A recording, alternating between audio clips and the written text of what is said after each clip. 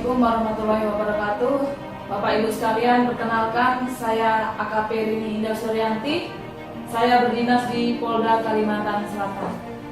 Pertama kali saya diperkenalkan oleh seseorang yang luar biasa. Beliau adalah Bapak Adang Hari Setiawan.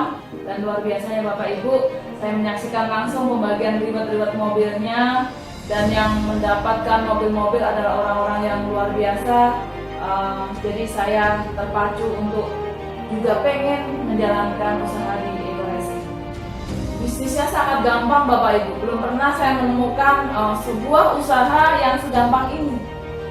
Kenapa begitu? Karena pangsa pasarnya 100%. Ya beda kalau kita nawarin misalnya produk kecantikan, nggak semua orang pengen cantik. Menawarkan produk kesehatan, nggak semua orang sakit. Tapi kalau ini, semua orang perlu BBM. Pangsa pasarnya 100%.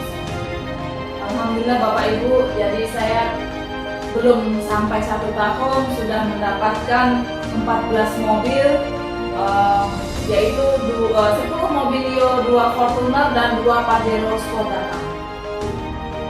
Segera gabung di Ekoracing Bapak Ibu. Kenapa?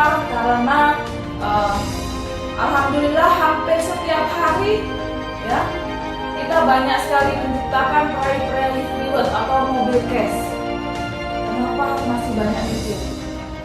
Bapak Febrian Agung Budi Prasetyo adalah seseorang yang luar biasa.